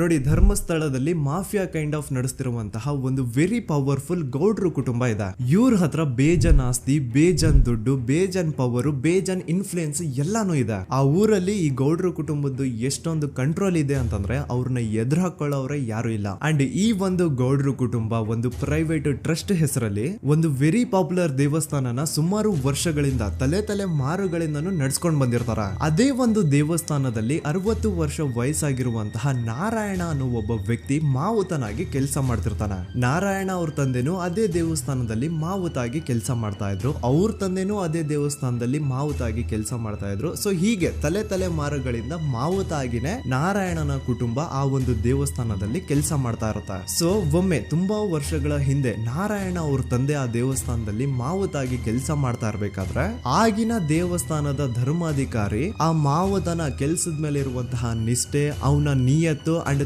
ತಲೆಮಾರುಗಳಿಂದ ಅವರು ದೇವಸ್ಥಾನಕ್ಕೆ ಸಲ್ಲಿಸ್ತಿರುವಂತಹ ಸೇವೆನ ಮೆಚ್ಚಿ ಆ ಧರ್ಮಾಧಿಕಾರಿ ಆ ನಾರಾಯಣ ಅವ್ರ ತಂದೆ ಆ ಮಾವುತನಿಗೆ ಒಂದು ಜಮೀನ್ ಕೊಡ್ತಾರೆ ಆಸ್ ಎ ಗಿಫ್ಟ್ ಆಗಿ. ಸೊ ಈಗ ಫ್ಲಾಶ್ ಬ್ಯಾಕ್ ಇಂದ ಒಂದ್ ಸ್ವಲ್ಪ ಮುಂದೆ ಬರುವ 2010-11ರಲ್ಲಿ ಯಾವೊಂದು ಜಮೀನ ಆಗಿನ ಧರ್ಮಾಧಿಕಾರಿ ನಾರಾಯಣ ಅವ್ರ ತಂದೆಗೆ ಆಸ್ ಎ ಗಿಫ್ಟ್ ಆಗಿ ಕೊಟ್ಟಿದ್ರು, ಈಗ ನಾರಾಯಣ ಅವ್ರ ತಂದೆ ಸತ್ ಹೋಗಿ ಆ ಒಂದು ಜಮೀನು ನಾರಾಯಣ ಹೆಸರಿಗೆ ಆಗಿರುತ್ತೆ. ಅಂಡ್ ಆಗಷ್ಟೇ ಗೊತ್ತಾಗುತ್ತೆ ಆ ಜಮೀನ ವೆರಿ ಆಪೋಸಿಟ್ ಒಂದು ದೊಡ್ಡ ಹೈವೇ ಬರ್ತಿದೆ ಅಂಡ್ ಅದರಿಂದ ಜಮೀನ ರೇಟು 10 ಪಟ್ಟು ಜಾಸ್ತಿ ಆಗುತ್ತೆ ಅಂತ. ಸೊ ಈ ವಿಷಯ ಗೊತ್ತಾಗಿ ನೋಡಿ ದಾನ ಮಾಡದಂತಹ ಧರ್ಮಾಧಿಕಾರಿ ಅಂತೂ ಸತ್ ಹೋದ್ರು, ಆದ್ರೆ ಅವ್ರ ಮುಂದಿನ ಪೀಳಿಗೆ ಅವ್ರಿಗೆ ಈ ಜಮೀನ್ ಮೇಲೆ ಕಣ್ಬಿದ್ದು ನಾರಾಯಣ ಅವ್ರ ಹತ್ರ ಆ ಜಾಗನ ವಾಪಸ್ ಕೇಳ್ತಾರ. ಆದ್ರೆ ನಾರಾಯಣ ಕೊಡಲ್ಲ. ಇಲ್ಲ ನಾನ್ ಯಾಕೆ ಕೊಡ್ಲಿ, ನಮ್ ತಂದೆಯಿಂದ ಸಿಕ್ಕಿರುವಂತಹ ಜಮೀನ್ ಇದು, ನಮ್ ತಂದೆಯ ಕೊನೆ ಗುರುತು ಇದು ನನ್ನ ಹತ್ರ ಇರೋದು, ಸೊ ಇದನ್ನ ನಾನು ಯಾವುದೇ ಕಾರಣಕ್ಕೂ ಬಿಟ್ಕೊಡಲ್ಲ ಅಂತ ಆ ಗೌಡ್ರು ಕುಟುಂಬನ ನಾರಾಯಣ ಎದುರು ಹಾಕೋತಾರ. ಆಗ ಗೌಡ್ರು ಕುಟುಂಬದವ್ರಿಗೆ ಕೋಪ ಬಂದು ಅವ್ರೇನ್ ಮಾಡ್ತಾರೆ ಅಂದ್ರೆ ನಾರಾಯಣ ಮನೆಗೆ ನೀರಿನ ಸಪ್ಲೈ ಇರುತ್ತಲ್ವಾ ಅದನ್ನ ಬಂದ್ ಮಾಡ್ತಾರ, ಎಲೆಕ್ಟ್ರಿಸಿಟಿ ಸಪ್ಲೈನು ಕಟ್ ಆಫ್ ಮಾಡ್ತಾರ, ಊರಲ್ಲಿರುವಂತಹ ಎಲ್ಲಾ ಚರಂಡಿಗಳನ್ನ ಕ್ಲೀನ್ ಮಾಡಿ ಆ ಕಸ ಏನಿರುತ್ತೋ ಅದನ್ನ ತಂದು ನಾರಾಯಣ ಮನೆ ಮುಂದೆ ಹಾಕ್ತಾರ. ಇಷ್ಟೇ ಅಲ್ಲ, ನಾರಾಯಣ ಅವ್ರ ಹೆಂಡತಿ ಮಕ್ಕಳು ಎಲ್ಲಾದ್ರೂ ಆಚೆ ಹೋಗ್ತಾ ಬರ್ತಾ ಇದ್ರೆ ಅವ್ರನ್ನ ಕೆಟ್ಟದಾಗ ಬೈಯೋದು, ಹೊಡ್ಕೊಳ್ಳೋದು, ಬಡ್ಕೊಳ್ಳೋದೆಲ್ಲ ಮಾಡ್ತಿರ್ತಾರ. ಇಷ್ಟೆಲ್ಲ ಆಗ್ತಾ ಇದ್ರು ಸ್ಟಿಲ್ ನಾರಾಯಣ ಮಾತ್ರ ಆ ಜಾಗನ ಬಿಟ್ಕೊಡಲ್ಲ. ಆ ಜಾಗದಗೋಸ್ಕರ ನೀನ್ ಬೇಕಿದ್ರೆ ಇದನ್ನೆಲ್ಲ ಸಹಿಸ್ಕೊಂಡಿರಪ್ಪ, ನಮ್ ಕೈಲಂತೂ ಆಗಲ್ಲ ಅಂತ ನಾರಾಯಣನ ಹೆಂಡತಿ ಮಕ್ಕಳು ಅವನ್ನ ಬಿಟ್ಟು ಬೇರೆ ಊರಿಗೆ ಹೋಗ್ಬಿಡ್ತಾರ. ಈಗ ಮನೆಯಲ್ಲಿ ನಾರಾಯಣ ಅಂಡ್ 45 ವರ್ಷ ವಯಸ್ಸಿರುವಂತಹ ನಾರಾಯಣ ಅವ್ರ ತಂಗಿ ಯಮುನಾ ಅವ್ರು ಮಾತ್ರ ಇಬ್ರೇ ಇರ್ತಾ ಇದ್ರು. ಸೊ ಒಂದೊಳ್ಳೆ ಅವಕಾಶ ನೋಡ್ಕೊಂಡು 21 ಸೆಪ್ಟೆಂಬರ್ 2012 ಮನೆಯಲ್ಲಿ ನಾರಾಯಣ ಹಾಗೂ ಯಮುನಾ ಇರ್ಬೇಕಾದ್ರೆ ಯಾರೋ ಮನೆ ಒಳಗಡೆ ನುಗ್ಗಿ ನಾರಾಯಣನ್ಗೆ ಹೊಡೆದು ಯಮುನಾಗೂ ಸಹ ಹೊಡೆದು ನಂತರ ಅವಳು ಮಾಡಿ ದೆನ್ ನಾರಾಯಣ ಹಾಗೂ ಯಮುನನ ತಲೆನ ಒಂದು ರುಬ್ಬೋ ಗುಂಡಿಂದ ಚಚ್ಚಿ ಸಾಯಿಸ್ಬಿಡ್ತಾರ. ಈ ಕೊಲೆ ಆಗಿದ್ದು ಕಳ್ಳತನಗೋಸ್ಕರ ಅಂತ ಪೊಲೀಸ್ ಅವರು ತಮ್ಮ ರಿಪೋರ್ಟ್ ಅಲ್ಲಿ ಬರೀತಾರ. ಆದ್ರೆ ಪಾಯಿಂಟ್ ಏನ್ ಗೊತ್ತಾ, ಆ ಮನೇಲಿ ಒಂದ್ ಸ್ವಲ್ಪನೂ ಹಣ ಆಗ್ಲಿ ಅಥವಾ ಬಂಗಾರ ಆಗ್ಲಿ ಕಳ್ಳತನ ಆಗಿರಲ್ಲ. ಕಳ್ಳತನ ಆಗಿರೋದು ಕೇವಲ ಆ ಮೇನ್ ರೋಡ್ ಅಲ್ಲಿ ಇದ್ದಂತಹ ಪ್ರಾಪರ್ಟಿ ಪೇಪರ್ಸ್.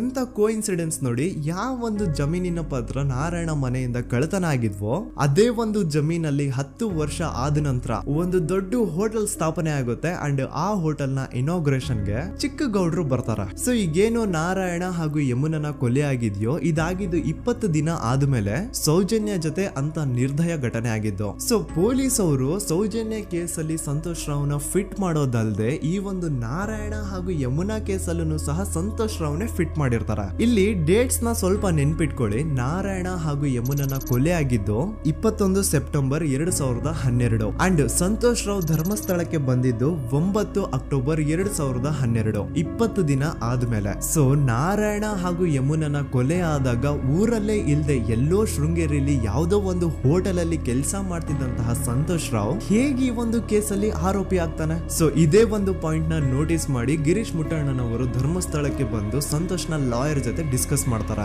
ದೆನ್ ಫೈನಲಿ ಏನೂ ತಪ್ಪು ಮಾಡದೆ ಸುಳ್ಳು ಆರೋಪಗಳಿಂದ ಕರಪ್ಟ್ ಪೊಲೀಸ್ ಆಫೀಸರ್ಸ್ ನ ಮಿಸ್ಲೀಡಿಂಗ್ ಇನ್ವೆಸ್ಟಿಗೇಷನ್ ಇಂದ ಸಂತೋಷ್ ರಾವ್ ತನ್ನ ಜೀವನದ 8-10 ವರ್ಷನ ಜೈಲಲ್ಲಿ ಕಳೆದು ಫೈನಲಿ ರಿಲೀಸ್ ಆಗ್ತಾನೆ. ಒಂಥರ ಈ ಕೇಸಿಂದ ಸಂತೋಷ್ ರಾವ್ನ ಇಡೀ ಲೈಫ್ ಸ್ಪಾಯ್ಲ್ ಆಗೋಯ್ತು. ಈಗ ಸಂತೋಷ್ ರಾವ್ ರಿಯಲ್ ಆರೋಪಿ ಅಲ್ಲ ಅಂತ ಕೋರ್ಟ್ ಅಲ್ಲಿ ಪ್ರೂವ್ ಆಯ್ತು. ಹಾಗಿದ್ರೆ ರಿಯಲ್ ಆರೋಪಿ ಯಾರು? ಪೊಲೀಸ್ ಅವರು ಯಾಕೆ ಕೇಸಲ್ಲಿ ಇಷ್ಟೊಂದು ಅನ್ಫೇರ್ ಇನ್ವೆಸ್ಟಿಗೇಷನ್ ಮಾಡಿದ್ರು? ಯಾರ ರಿಯಲ್ ಹೆಸರನ್ನ ಮುಚ್ಚಿಡ್ಲಿಕ್ಕೆ ಪೊಲೀಸ್ ಆಫೀಸರ್ಸ್ ಈ ಒಂದು ಕೇಸಲ್ಲಿ ಸಂತೋಷ್ ರಾವ್ನ ಸಿಗ್ಹಾಕ್ಸಿದ್ರು? ಇದೆಲ್ಲ ಥಿಂಕ್ ಮಾಡ್ತಾ ಹೋದ್ರೆ ನೋಡಿ ಆ ಊರಲ್ಲಿ ಆ ಪೊಲೀಸ್ ಆಫೀಸರ್ಸ್ಗೆ ಲಂಚ ಕೊಡೋಷ್ಟು, ಒಂದು ಪೊಲೀಸ್ ಇನ್ವೆಸ್ಟಿಗೇಷನ್ ನ ಸ್ಟಾಪ್ ಮಾಡೋಷ್ಟು ಅಥವಾ ಇನ್ವೆಸ್ಟಿಗೇಷನ್ ನ ಮಿಸ್ಲೀಡ್ ಮಾಡೋಷ್ಟು ಇನ್ಫ್ಲುಯೆನ್ಸ್ ಆಗ್ಲಿ, ಪವರ್ ಆಗ್ಲಿ ಅಥವಾ ಮನಿ ಆಗ್ಲಿ ಊರಿನ ಗೌಡ್ರು ಹತ್ರ ಮಾತ್ರ ಇದ್ದಿದ್ದು. ಸೊ ಈಗ ಸಂಶಯದ ಮುಳ್ಳು ಗೌಡ್ರು ಕಡೆ ತಿರುಗುತ್ತಾ ನೋಡಿ. ಪೊಲೀಸ್ ಅವರು ಸುಮ್ನೆ ಸಂತೋಷ್ ರಾವ್ನ ನಾರಾಯಣ ಹಾಗೂ ಯಮುನಾ ಕೇಸಲ್ಲಿ ಫಿಟ್ ಮಾಡಿದ್ರು. ಈಗ ಆ ಒಂದು ಕೊಲೆ ಪ್ರಕರಣಕ್ಕೂ ಸಂತೋಷ್ ರಾವ್ಗೂ ಏನು ಸಂಬಂಧನೇ ಇರ್ಲಿಲ್ಲ. ಹಂಗೆ ಥಿಂಕ್ ಮಾಡಿ ನಾರಾಯಣ ಸತ್ರೆ ಅಥವಾ ಅವನ ತಂಗಿ ಯಮುನಾ ಸತ್ರೆ ಯಾರಿಗ ಅಡ್ವಾಂಟೇಜ್ ಆಗುತ್ತೆ? ಊರಿನ ಗೌಡ್ರಿಗೆ, ಯಾಕಂದ್ರೆ ಅವ್ರಿಗೆ ಜಮೀನ್ ಸಿಗುತ್ತಾ. ಸೊ ಈಗ ನಾರಾಯಣ ಹಾಗೂ ಯಮುನಾ ಕೇಸಲ್ಲಿ ಸಂತೋಷ್ ರಾವ್ ಆರೋಪಿ ಅಲ್ಲ ಅಂತ ಪ್ರೂವ್ ಆದ್ಮೇಲೆ ಹಾಗಿದ್ರೆ ಆ ಕೊಲೆ ಮಾಡ್ದವ್ರು ಯಾರು ಅಂತ ಹಾಗೆ ಥಿಂಕ್ ಮಾಡಿದ್ರೆ ಗಿರೀಶ್ ಮುಟ್ಟಣ್ಣನವರಿಗೆ ಆ ಊರಿನ ಗೌಡ್ರ ಮೇಲೆ ಡೌಟ್ ಬರುತ್ತೆ. ಅದೇ ಒಂದು ಡೌಟ್ ಅಲ್ಲಿ ಗಿರೀಶ್ ಮುಟ್ಟಣ್ಣನವರು ಮಹೇಶ್ ತಿಮ್ರೊಡ್ಡಿ ಅಂತ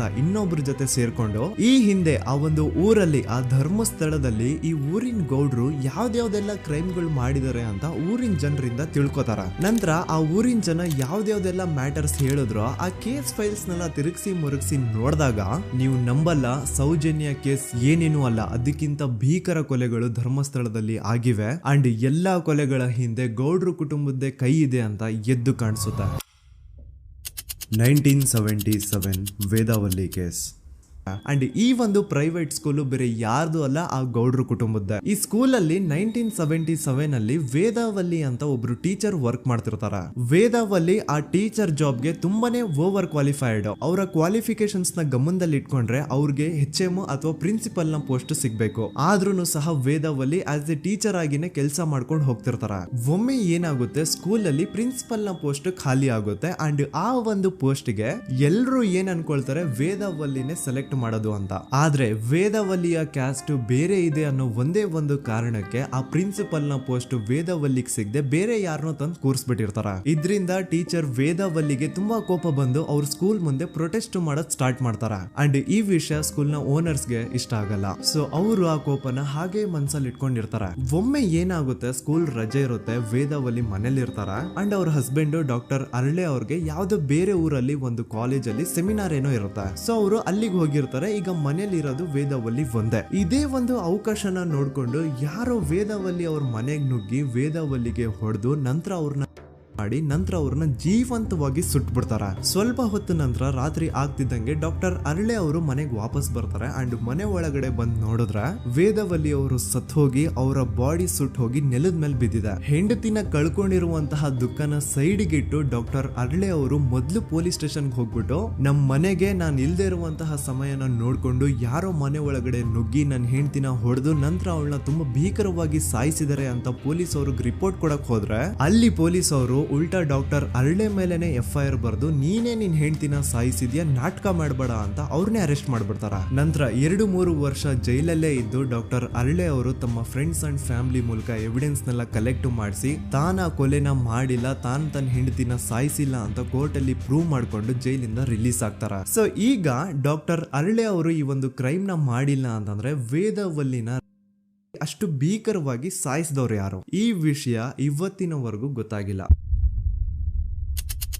1986 ಅಲ್ಲಿ ನಡೆದಂತಹ ಪದ್ಮಲತಾ ಕೇಸ್. ಪದ್ಮಲತಾ ಅವ್ರ ತಂದೆ ಕಮ್ಯುನಿಸ್ಟ್ ಪಾರ್ಟಿನ ಲೀಡರ್ ಇರ್ತಾರೆ. ಅವ್ರ ರಿಯಲ್ ನೇಮ್ ಏನು ಅಂತ ನಮಗ್ ಗೊತ್ತಾಗಿಲ್ಲ, ಬಟ್ ಈ ವಿಡಿಯೋದಲ್ಲಿ ಅವ್ರ ಹೆಸರು ಲಕ್ಷ್ಮಣ್ ಅಂತ ಅನ್ಕೊಳ್ಳಿ. ಸೊ ಕಮ್ಯುನಿಸ್ಟ್ ಪಾರ್ಟಿನ ಲೀಡರ್ ಇರುವಂತಹ ಲಕ್ಷ್ಮಣ್ ಅವ್ರಿಗೆ ಊರಲ್ಲಿ ತುಂಬಾನೇ ಸಪೋರ್ಟ್ ಇರುತ್ತೆ. ಊರಿನ ಜನರ ಫೇವ್ರೇಟ್ ಇರ್ತಾರೆ ಇವರು. ಅಂಡ್ ಅದೇ ವರ್ಷ ಅಂದ್ರೆ 1986 ಅಲ್ಲಿ ಪಂಚಾಯತ್ ಎಲೆಕ್ಷನ್ ಬೇರೆ ಇರುತ್ತೆ. ಅಂಡ್ ಎಲ್ರಿಗೂ ಗೊತ್ತಿತ್ತು ಲಕ್ಷ್ಮಣೆ ಗೆಲ್ಲೋದು ಅಂತ. ಆ ಪಂಚಾಯತ್ ಎಲೆಕ್ಷನ್ ಅಲ್ಲಿ ಲಕ್ಷ್ಮಣ್ಣ ಆಪೋಸಿಟ್ ಗೌಡ್ರಿಗೆ ತುಂಬಾ ಬೇಕಾಗಿರೋರು ಒಬ್ರು ನಿಂತಿರ್ತಾರ. ಅಂಡ್ ಅವ್ರಿಗೂ ಗೊತ್ತಿತ್ತು ಎಲೆಕ್ಷನ್ ಏನಾದ್ರು ಆದ್ರೆ ಲಕ್ಷ್ಮಣ ಎಲೆಕ್ಷನ್ ಅಲ್ಲಿ ಗೆಲ್ಲೋದು ಅಂತ. ಸೊ ಎಲ್ಲಿ ಸೋತೋಗ್ಬಿಡ್ತೀವೋ ಅನ್ನೋ ಭಯಕ್ಕೆ ಆ ಗೌಡ್ರು ಕಡೆ ಅವ್ರು ಏನ್ ಮಾಡ್ತಾರೆ, ಲಕ್ಷ್ಮಣ್ಣ ಅಪ್ರೋಚ್ ಮಾಡಿ ಮುಚ್ಕೊಂಡು ಈ ಪಂಚಾಯತ್ ಎಲೆಕ್ಷನ್ ಅಲ್ಲಿ ನಿನ್ ನಾಮಿನೇಷನ್ ನ ಕ್ಯಾನ್ಸಲ್ ಮಾಡು ಅಂತ ವಾರ್ನಿಂಗ್ ಕೊಡ್ತಾರ.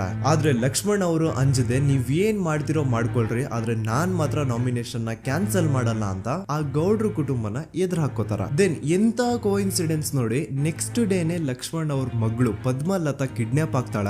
ಸುಮಾರು 56 ದಿನ ಅವಳನ್ನ ಯಾರೋ ಕಿಡ್ನಾಪ್ ಮಾಡ್ತಾರೆ. ಅಂಡ್ ಆ 56 ದಿನ ಡೈಲಿ ಅವಳನ್ನ ಶೋಷಣೆ ಕೂಡ ಮಾಡ್ತಾರ. ನಂತರ 56 ದಿನ ಆದ್ಮೇಲೆ ಪದ್ಮಲತನ ಬಾಡಿ ನೇತ್ರಾವತಿ ನದಿಲಿ ತೇಲ್ತಾ ಸಿಗುತ್ತಾ. ಆಸ್ ಎಕ್ಸ್ಪೆಕ್ಟೆಡ್ ಈ ಕೇಸಲ್ಲೂ ಪೊಲೀಸ್ ಅವ್ರ ಕಡೆಯಿಂದ ಪ್ರಾಪರ್ ಇನ್ವೆಸ್ಟಿಗೇಷನ್ ಆಗಲ್ಲ. ಅಂಡ್ ಯಾರ್ ಪದ್ಮಲತನ ಕಿಡ್ನಾಪ್ ಮಾಡಿದ್ರು, ಯಾರು ಅವಳನ್ನ 15 ದಿನವರೆಗೂ ಶೋಷಣೆ ಮಾಡಿ ನಂತರ ಅವಳನ್ನ ಅಷ್ಟು ಭೀಕರವಾಗಿ ಸಾಯಿಸಿದ್ರು ಅಂತ ಇವತ್ತಿನ ದಿನದವರೆಗೂ ಗೊತ್ತಾಗಿಲ್ಲ. ಮತ್ತೆ ನಮಗೆ ಗೊತ್ತಾದದು 22ಕ್ಕೆ ಸ್ಕೂಲ್ ಡೇ 56 ದಿನ ಕಳೆದು ಹೊಳೆಯಲ್ಲಿ ಹೆಣ ಉಂಡು ಅಂತ ಕೇಳಿ ಪೊಲೀಸಿನವರು ಬರುವಾಗ ಬಂದು ಹೇಳುವಾಗ ನಮಗೆ ಗೊತ್ತಾದ. ಅವರು ನನ್ನನ್ನು ಕರ್ಕೊಂಡೋಗಿ ಅಲ್ಲಿ ಹೋಗಿವೆ.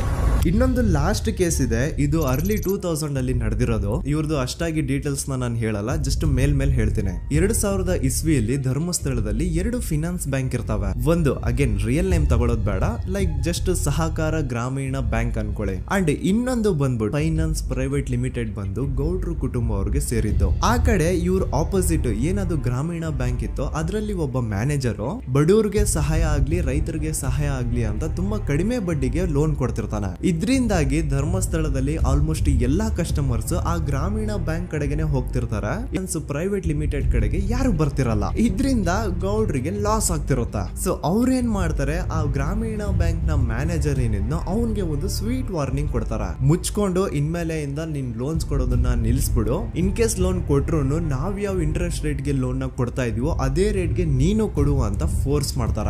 ಆದ್ರೆ ಆ ಗ್ರಾಮೀಣ ಬ್ಯಾಂಕ್ ನ ಮ್ಯಾನೇಜರ್ ಇದ್ಯಾವುದನ್ನು ಕಿವಿಗೆ ಹಾಕೊಳ್ಳಾರ್ದೆ ಅವನ್ ಕೆಲಸ ಅವ್ನ್ ಮಾಡ್ಕೊಂಡು ಹೋಗ್ತಾನ.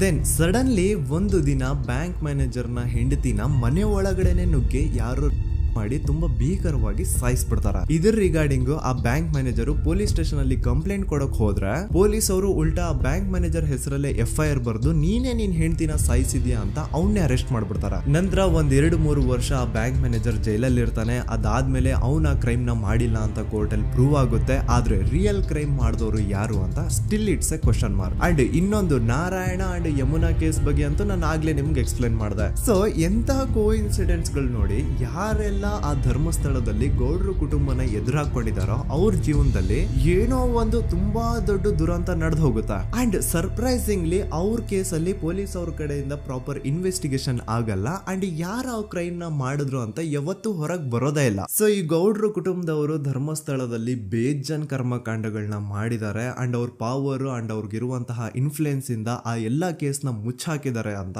ಮಹೇಶ್ ಹಾಗೂ ಗಿರೀಶ್ ಮುಟ್ಟಣ್ಣನವರ ಹೇಳಿಕೆ ಆಗಿದೆ. ಸೊ ಗೌಡ್ರು ಫ್ಯಾಮಿಲಿನ ಟ್ರ್ಯಾಕ್ ರೆಕಾರ್ಡ್ ನೋಡಿದ್ರೆ ಧರ್ಮಸ್ಥಳದಲ್ಲಿ ಒಂದು ಹುಡುಗಿನ ರೇಪ್ ಅಂಡ್ ಮರ್ಡರ್ ಮಾಡಿ ದೆನ್ ಪೊಲೀಸ್ ಅವ್ರಿಗೆ ಲಂಚ ಕೊಟ್ಟು ಇನ್ವೆಸ್ಟಿಗೇಷನ್ ನ ಮಿಸ್ಲೀಡ್ ಮಾಡೋಷ್ಟು ಪವರ್ ಇನ್ಫ್ಲೂಯೆನ್ಸ್ ಈ ಗೌಡ್ರು ಕುಟುಂಬಕ್ಕೆ ಮಾತ್ರ ಇರೋದು. ಈಗ ಸಂತೋಷ್ ರಾವ್ ಅಂತೂ ಸೌಜನ್ಯ ಕೇಸಲ್ಲಿ ಆರೋಪಿ ಅಲ್ಲ ಅಂತ ಪ್ರೂವ್ ಆಯ್ತು. ಹಾಗಿದ್ರೆ ರಿಯಲ್ ಆರೋಪಿ ಯಾರು? ನೆನಪು ಮಾಡ್ಕೊಳ್ಳಿ, 11 ಅಕ್ಟೋಬರ್ 2012 ಸಂಜೆ 5 ಗಂಟೆ ಹಾಗೆ ಬಾಹುಬಲಿ ಬೆಟ್ಟದಲ್ಲಿ ಸಂತೋಷ್ ರಾವ್ ತನ್ನ ಪಾಡಿಗೆ ತಾನು ಸೀನರೀಸ್ ನ ಎಂಜಾಯ್ ಮಾಡ್ಕೊಂಡು ಸುಮ್ನೆ ಕೂತಿರ್ಬೇಕಾದ್ರೆ ಅವನ ಹತ್ರ 5 ಜನ ಕಿಡಿಗೇಡಿಗಳು ಬಂದು ಜಗಳ ತೆಗಿತಾರ. ಆ 5 ಜನ ಕಿಡಿಗೇಡಿಗಳು ಯಾರು ಅಂತ ನಾನು ಇಲ್ಲಿವರೆಗೂ ನಿಮ್ಗೆ ಹೇಳಿಲ್ಲ. ಸೊ ಅವರು ಬೇರೆ ಯಾರು ಅಲ್ಲ, ಚಿಕ್ಕ ಗೌಡ್ರು ಮಗ ನಿಶಾಂತ್ ಜೈನ್ ನ ವೆರಿ ಕ್ಲೋಸ್ ಫ್ರೆಂಡ್ಸ್. ಅವ್ರು ದಣಿ ಮಾಡಿರುವಂತಹ ಕ್ರೈಮ್ ಅಲ್ಲಿ ಬೇರೆ ಯಾರನ್ನಾದ್ರೂ ಸಿಗಿಸ್ಬೇಕಲ್ಲ ಅಂತ ಇವ್ರು ಬಕ್ರ ಹುಡುಕ್ತಾ ಇರ್ಬೇಕಾದ್ರೆ ಆಗ ಇವ್ರಿಗೆ ಸಿಗೋದೆ ಸಂತೋಷ್ ರಾವ್. ಅಗೇನ್ ಇನ್ನೊಂದು ಎಂತ ಕೋಇನ್ಸಿಡೆನ್ಸ್ ನೋಡಿ, ಸಂತೋಷ್ ರಾವ್ ಸೌಜನ್ಯ ಕೇಸಲ್ಲಿ ಅರೆಸ್ಟ್ ಆದ ನಂತರ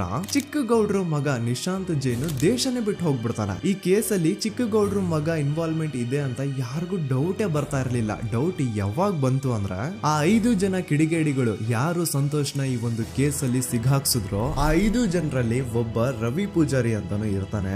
ಅವನ್ಗೆ ತಾನು ತಪ್ಪು ಮಾಡಿದೀನಿ ಅಂತ ಗಿಲ್ಟ್ ಕಾಡುತ್ತೋ ಅಥವಾ ಬೇರೆ ಏನೋ ಗೊತ್ತಿಲ್ಲ, ಆದ್ರೆ ಅವನೇ ಸ್ವತಃ ಪೊಲೀಸ್ ಅವ್ರ ಹತ್ರ ಹೋಗ್ಬಿಟ್ಟು ಸೌಜನ್ಯ ಕೇಸಲ್ಲಿ ನಿಜವಾದ ಆರೋಪಿ ಸಂತೋಷ್ ಅಲ್ಲ ಕಂಡ್ರು, ಅವನ್ನ ಸುಮ್ನೆ ಸಿಗಾಕ್ಸಿರೋದಷ್ಟೇ, ನಿಜವಾದ ಆರೋಪಿಗಳು ಚಿಕ್ಕ ಗೌಡ್ರು ಮಗ ನಿಶಾಂತ್ ಜೈನ್ ಅಂಡ್ ಅವನ್ ಫ್ರೆಂಡ್ಸ್ ಸೂರಜ್, ಕಿರಣ್ ಅಂಡ್ ಕಣ್ಮಣಿ ಅಂತ. ಈ ಎಲ್ಲಾ ವಿಷಯನ ರವಿ ಪೂಜಾರಿ ಪೊಲೀಸ್ ಅವ್ರಿಗೆ ತಿಳಿಸ್ತಾನೆ. ಅಗೇನ್ ಎಂತ ಒಂದು ಕೋಇನ್ಸಿಡೆನ್ಸ್ ನೋಡಿ, ಈ ವಿಷಯಗಳನ್ನ ಊರಿನ ಜನರು ಮುಂದೆ ಹೇಳಿದಂತಹ ರವಿ ಪೂಜಾರಿ ಆಕಸ್ಮಿಕವಾಗಿ ಸತ್ತು ಹೋಗ್ಬಿಡ್ತಾನೆ. ಇವನು ಹೇಳಿದ್ದು ನಿಜ ಅಂತ ಜನರಿಗೆ ಯಾವಾಗ ಕನ್ಫರ್ಮ್ ಆಗುತ್ತೆ ಅಂದ್ರೆ ಸೌಜನ್ಯಗೆ ತುಂಬಾ ಹತ್ರವಾದವ್ರು ಒಬ್ರು ಯಶೋಧ ಅನ್ನೋರು ಕೋರ್ಟ್ ಅಲ್ಲಿ ಬಂದ್ಬಿಟ್ಟು ಸೌಜನ್ಯ ಕೊಲೆ ಆಗಿದ್ದ ದಿನ ಆ ಒಂದು ಸ್ಪಾಟ್ ಅಲ್ಲಿ ನಾನು ಈ 3 ಜನರನ್ನ ನೋಡಿದ್ದೆ ಅಂತ ಸಾಕ್ಷಿ ಹೇಳ್ತಾರೆ. ಈಗ ಎಲ್ಲಾ ಡಾಟ್ಸ್ ನ ಕನೆಕ್ಟ್ ಮಾಡ್ತಾ ಹೋದ್ರೆ ಸೌಜನ್ಯ ಕೇಸ್ ಒಂದೇ ಅಲ್ಲ, ನಾರಾಯಣ ಹಾಗೂ ಯಮುನಾ ಕೇಸಲ್ಲೂ, ವೇದವಲ್ಲಿ ಕೇಸಲ್ಲೂ, ಆ ಬ್ಯಾಂಕ್ ಮ್ಯಾನೇಜರ್ ನ ಕೇಸಲ್ಲೂ ಹಾಗೂ ಪದ್ಮಲತಾ ಕೇಸಲ್ಲೂ ಸೀದಾ ಡೈರೆಕ್ಟ್ ಡೌಟ್ ಬರೋದೆ ಊರಿನ ಗೌಡ್ರ ಮೇಲೆ. I really want to appreciate Kudla rampage YouTube channel, third eye YouTube channel, Girish ಮುಟ್ಟಣ್ಣನವರು ಸರ್ ಹಾಗೂ ಮಹೇಶ್ ಅವರು ಅಂಡ್ ಆಲ್ ಅದರ್ಸ್. ಇವರ ಕಾನ್ಸ್ಟೆಂಟ್ ಎಫರ್ಟ್ಸ್ ಇಂದಾನೆ ಸತ್ಯ ಏನಂತ 1 by 1 ಹೊರಗೆ ಬರ್ತಿದೆ and they are trying their level best to catch real criminals. At present Soujanya case ಬಗ್ಗೆ ಅಪ್ಡೇಟ್ ಏನು ಅಂತಂದ್ರೆ ಹೈಕೋರ್ಟ್ ವರೆಗೂ ಈ ಒಂದು ಕೇಸ್ ಹೋಗಿದೆ ಅಂಡ್ ಈ ಕೇಸಲ್ಲಿ ಈಗ ಇನ್ನೊಮ್ಮೆ ಮತ್ತೆ ಫ್ರೆಶ್ ಆಗಿ ರೀಇನ್ವೆಸ್ಟಿಗೇಷನ್ ಸ್ಟಾರ್ಟ್ ಆಗಬೇಕು ಅಂತ ಹೋರಾಟ ನಡೀತಿದೆ. ಸೊ ದೂತ ಪ್ರಜೆಗಳೇ, ಇದಾಗಿತ್ತು ಸೌಜನ್ಯ ಕೇಸ್ ಬಗ್ಗೆ ನಮ್ಮ ಒಂದು ಡೀಟೇಲ್ಡ್ ವಿಡಿಯೋ. ಈ ವಿಡಿಯೋದಲ್ಲಿ ನನ್ನಿಂದ ಎಲ್ಲಾದ್ರೂ ಏನಾದ್ರೂ ಚಿಕ್ಕ ಪುಟ್ಟ ಇನ್ಫಾರ್ಮೇಶನ್ ಮಿಸ್ ಆಗಿದ್ರೆ ಅಥವಾ ಮಿಸ್ಟೇಕ್ ಆಗಿದ್ರೆ ಅದನ್ನ ದಯವಿಟ್ಟು ಕಮೆಂಟ್ ಸೆಕ್ಷನ್ ಅಲ್ಲಿ ಹೈಲೈಟ್ ಮಾಡಿ. ಈ ವಿಡಿಯೋ ಯಾವಾಗ ಯೂಟ್ಯೂಬ್ ಇಂದ ಡಿಲೀಟ್ ಆಗುತ್ತೋ ನನ್ಗಂತೂ ಗೊತ್ತಿಲ್ಲ. ಸೊ ಪ್ಲೀಸ್ ಆದಷ್ಟು ಬೇಗ ಇದನ್ನ ಎಲ್ಲಾ ಕಡೆ ಶೇರ್ ಮಾಡಿ. ಓಕೆ ಪ್ರಜೆಗಳೇ, ಇವತ್ತಿಗಿಷ್ಟು ಸಾಕು ಅನ್ಕೊಳ್ತೀನಿ. ನಾನು ನಿಮ್ಮ ದೂತ ಸಮೀರ್ MD. ಮತ್ತೆ ಸಿಗ್ತೀನಿ ನೆಕ್ಸ್ಟ್ ವಿಡಿಯೋದಲ್ಲಿ.